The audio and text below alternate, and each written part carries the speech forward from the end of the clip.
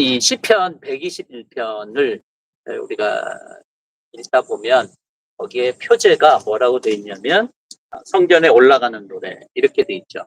성전에 올라간 노래는 시편에 총 15편이 있는데 오늘 이 121편이 두 번째 그 표제를 뽑고 있는 그런 노래입니다. 성전에 올라가는 노래니까 당연히 예루살렘 성전으로 올라갈 때 순례자들이 부른 노래라고 여러분들이 이해하시면 됩니다. 예배에 대한 기쁨과 소망을 담고 있고 또 이 예배를 통해서 보통 이 성전에 올라간 노래는 이스라엘 백성들, 이스라엘의 그런 절기들이 있는데 그 절기일 때 주로 부른 노래라고 여깁니다.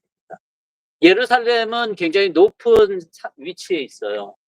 여러분들 보시면 이렇게 사진이나 이런 데 보시면 아시겠는데 그래서 이제 예루살렘은 올라간다라고 얘기를 하죠. 그리고 예루살렘 성 안에 있는 성전도 당연히 올라가는 것입니다. 그래서 높은 위치에 있기 때문에 올라간다라고 얘기를 해요. 그런데 이제 예루살렘에 가보게 되면은 예루살렘에서 이 지금 시편 저자가 바라본 이 산은 바로 하나밖에 없어요. 예루살렘에서. 그 산은 바로 우리가 잘 아는 올리브산인 감람산이에요. 그 건너편에 있는. 그래서 아마 이 산을 들어서 성전에 올라가다가 산을 들어서 본 이 산은 아마 감람산이지 않겠는가라는 생각이 들어요. 그럼 성전에 올라갈 때 계속 봤던 것일 거예요. 그런데 어느 날 딱 감람산을 봤는데 이 시편 기자가 좀 감흥이 달랐던 것 같아요. 우리 그런 거 있잖아요. 살다 보면 어느 날 맨날 보던 아침 햇살도 어느 날은 아침에 뭔가 좀 다르게 느껴지고 노을도 그렇고 저는 심지어 예전에 맨날 길을 걷는데 그날은 길을 걷는데 그 걸으면서 제가 깨달아진 게 뭐냐면 어떤 느림의 어떤 그런 것들을 많이 묵상하게 됐거든요. 좀 생각을 좀 많이 하게 됐어요. 맨날 했던 건데 가끔 그것이 확 우리에게 인사이트나 어떤 생각이 다가올 때가 있죠. 아마 시편 기자는 그러지 않았을까. 어려서부터 산이 하나밖에 없으니까 여러 개란 모르겠지만 하나밖에 없으니까 매번 봤던 거일 텐데 그가 이 산을 보면서 오늘 그런 감흥에 젖어서 이렇게 노래를 하고 있다라고 하는 것입니다. 그가 본 산은 그 감람산의 모습은 산뿐만이 아니라 오늘 2절에 있는 것처럼 이 세상의 모든 것을 지으신 하나님을 그 산을 보면서 그렇게 보게 됐다라고 하는 것을 오늘 보여주고 있어요. 우리 다 같이 한번 2절을 다시 한번 읽도록 하겠습니다. 시작. 내 도움은 하늘과 땅을 만드신 주님에게서 온다. 즉 하늘과 땅을 지으신 그 하나님을 주목하게 되었다라고 지금 말하고 있습니다. 여러분 사도 바울이 로마서에서 이렇게 얘기를 하고 있어요. 로마서 1장 20절. 우리 여러분 주보에도 있는데 우리 다 같이 한번 볼까요? 시작. 이 세상 창조 때로부터 하나님의 보이지 않는 속성, 곧 그분의 영원하신 능력과 신성은 사람이 그 지으신 만물을 보고서 깨닫게 되어 있습니다. 그러므로 사람들은 핑계를 댈 수가 없습니다. 그분의 영원하신 능력과 신성이 그 지으신 만물 보고서 깨달을 수 있는 그런 것들에 드러나 있다라고 얘기를 하고 있어요. 그래서 하나님은 늘 자신을 드러내시고 계시하고 있어요. 어떤 사람들에게는 이런 자연 만물, 여러분들이 뭐 2달 만에 여기 왔잖아요. 그래서 뭐 그냥 이렇게 볼 수 있다, 이렇게 보이는 건 나무고 뭐 그럴 수 있겠지만 어떤 사람들에게는 이것이 좀 다르게 느껴질 수도 있고 그런 것처럼 오늘 이 시편 기자는 좀 다른 것을 봤던 것 같아요. 근데 그것이 바로 뭐였냐? 바로 하나님이셨다. 하나님은 늘 자신을 드러내고 계시하고 있어요. 근데 이사야 선지자 말씀처럼 눈이 있어도 보지 못하고 귀가 있어도 듣지 못하는 그런 사람들의 눈과 귀가 문제다라고 하는 것이죠. 나는 자연인이라고 하는 그런 다큐 프로그램이 있는데요. 여러분들도 뭐 한 14년 정도 했다 그러니까 저는 뭐 자주 보지는 않지만 가끔 뭐 클립으로 보게 되는데 거의 자연과 더불어 살았던 그 사람들이요. 그들이 그런 얘기를 합니다. 그냥 자연과 더불어 살았는데 그 저마다의 그 독특한 그런 생각들을 뭐 저마다의 철학이라고 할 수 있는데 그런 것들을 좀 얘기하는 걸 보고 다 필부인 줄 알았는데 좀 다른 생각과 그런 것들이 자연과 더불어 살 때 나타났던 것 같아요. 그런 자연 속에서 그런 깨달음을 선물을 받게 될 때가 있죠. 어떻게 보면 그 자연이라고 하는 것은 또 우리에게 주는 어떤 하나님에 대한 그런 것을 알 수 있는 좋은 거리가 된다라고 또 많은 사람들이 입을 통해서도 또 우리가 또 전해지고 있습니다. 그런데 꼭 그것이 하나님이 드러나는 것이 꼭 자연에만 있을까? 그렇지는 않은 것 같아요. 여러분 그 Liturgy of Ordinary라고 하는 오늘이라는 예배라고 하는 책인데요. IBP에서 나온 책인데 저는 그 책을 오늘 좀 소개시켜드리고 싶어요. 티스 해리슨 워렌이라고 하는 사람이 쓴 책인데 그 오늘 혹은 하루 안에 일어나는 일을 통해서 하나님을 생각하고 신앙의 의미를 묵상하는 방법을 그분이 이렇게 제시해요.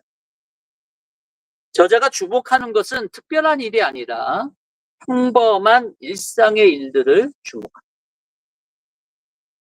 예를 들어서 잠을 자는 것, 잠에서 깨어나는 것, 일어나서 해야 하는 기본 행위들이 있잖아요.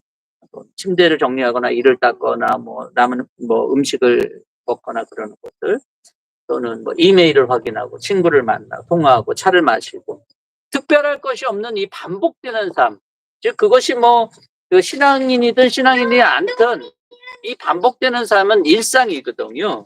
근데 이 일상의 것들에 대해서 저자는 이것을 하루라고 표현을 하면서 누구나의 하루가 아니라 누군가의 하루로 바뀔 수 있다라고 하는 그런 말을 해요. 아마 저희가 이 책을 가지고 좀 지금 우리가 다음 주에 이번 주부터 이제 룻기를 다시 시작할까 하는데 끝나고 난 다음에 독서 나눔을 하면 아마 이 책이 되면 좋겠다라는 좀 생각을 해봐요. 그는 그런 하루를 부분으로 쪼개서 거기에서 종교적인 체험 또는 예식, 신학적 깨달음이나 신앙 고백을 하는데 예를 들면 이런 거예요. 그 잠에서 깨는 행위를 그 저자는 그리스도인의 세례로 연결합니다. 그의 표현은 이렇게 돼 있어요.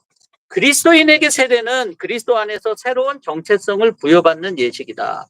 그것은 거듭남, 즉 이전과는 전혀 다른 새로운 존재로서 삶을 시작하는 의식이자 동시에 새롭게 시작하는 삶, 온전히 그리스도께 매여 있음을 고백하는 사건입니다.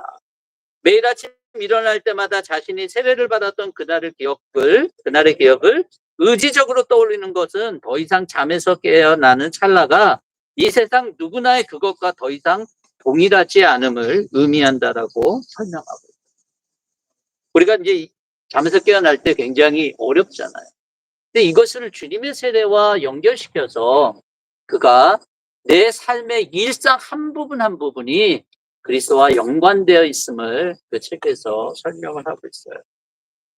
그렇다고 이렇게 살게 된다는 것이 단 하루만이 아니라 매일의 삶이 된다라면 참으로 놀라운 우리 영적인 일상의 변화가 있을 수 있다는 것을 그 책에서 설명하고 있는데 굉장히 다가왔어요.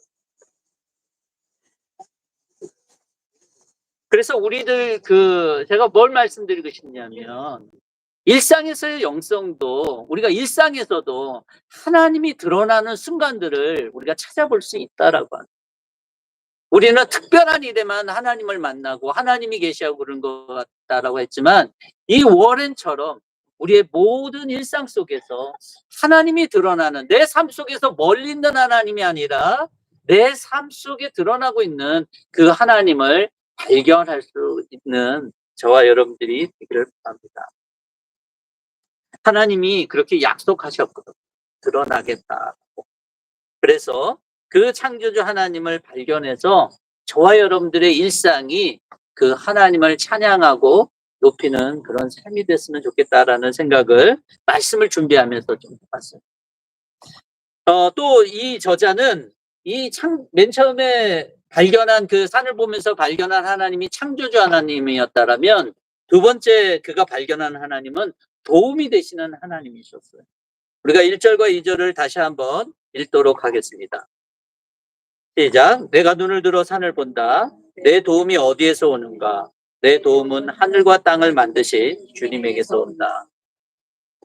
우리의 창조주 하나님은 인생의 큰 고비고비 때마다 우리를 도와주시는 그런 하나님이시다라고 합니다. 우리를 지으신 하나님은 우리의 무거운 짐을 들어주시며 삶의 무게를 덜어주시는 하나님이십니다.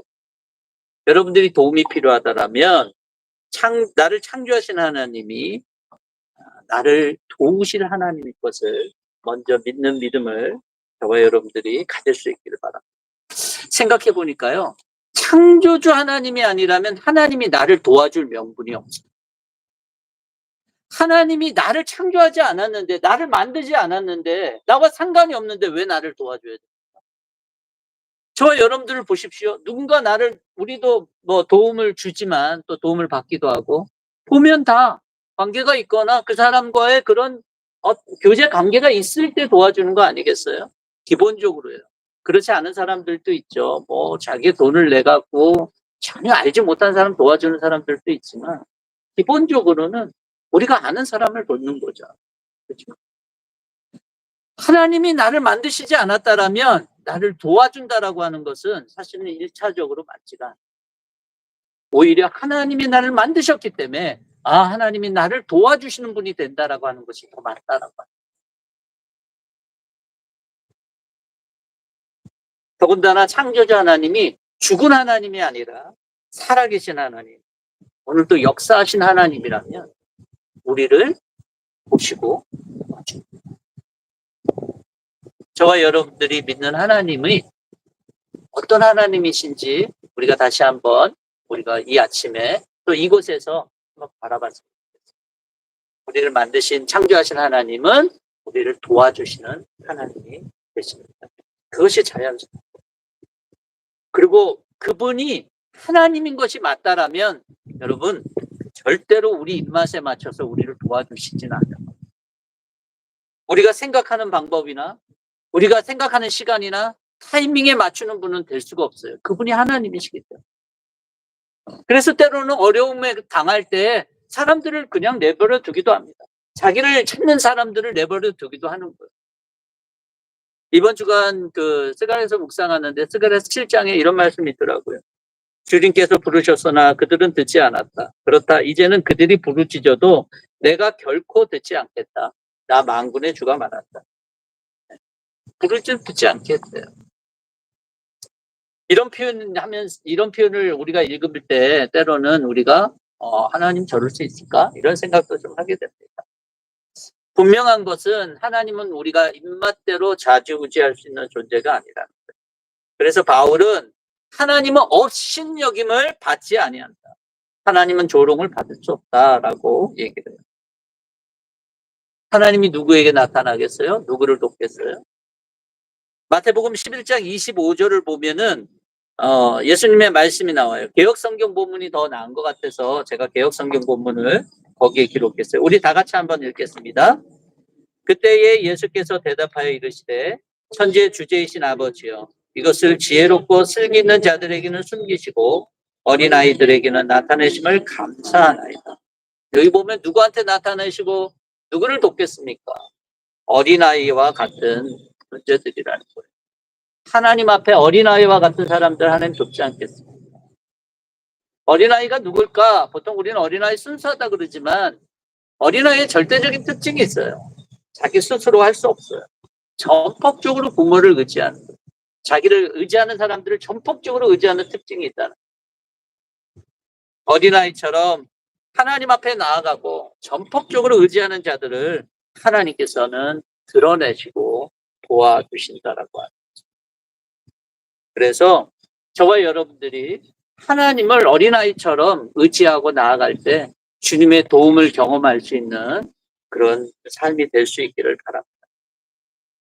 그런 창조주 하나님을 또한 도와주는 하나님으로서 이런 사실을 믿는 사람들이나 또한 그 창조주 하나님을 경험하고 하나님의 도움을 경험했던 사람들이 마땅히 드러내야 될 그런 반응이 있어요. 그 반응은 뭐냐? 바로 성전에 올라가는 것, 예배. 우리의 창조주 하나님이시라면 우리는 예배를 드려요. 그리고 우리가 하나님께 도움을 받은 자들이라면 마땅히 예배를 드려야 돼요. 예배는 이산이나 또는 예루살렘이나 즉 장소나 시간에 국한되지 않아요. 그래서 우물가에서도 주님은 만나고 아무도 나오지 않는 정오 시간에도 주님은 만날 수가 있어요. 오늘 우리가 야외에서 예배 드리지만 이 시간 여러분들의 마음에 이 예배를 받으실 그 하나님은 나를 만드신 하나님, 하늘과 땅을 만들었다라고 하는 것이 아니라 좀 더 구체적으로 나를 만드신 하나님이라고 하는 고백과 나를 도우시는 그런 하나님이라고 하는 고백이 여러분들 가운데 있기를 눈을 들어 보십시오. 우리의 눈을 들어보면 이 자연 만물뿐만 아니라 우리 일상 속에서도 우리 가운데 다가오시고 나타나시는 하나님이 계십니다. 그 하나님을 발견하며 그 하나님이 나를 만드셨지, 나를 창조하셨지 라고 하는 믿음의 고백이 있기를 눈을 들어보셔서 하나님께서 나를 향하여 도움의 손길을 허락하시고 그 권능의 능력을 행하실 것들을 여러분들을 바라보고 어린아이처럼 주님을 전폭적으로 의지하며 나갈 때 하나님의 도움 속에서 나를 향해서 역사하시는 하나님의 도움 속에서 여러분들이 정말 그 하나님을 기쁨으로 찬양하고 예배할 수 있는 그런 믿음의 삶이 저와 여러분들 모두에게 있기를 주님의 이름으로 축원합니다.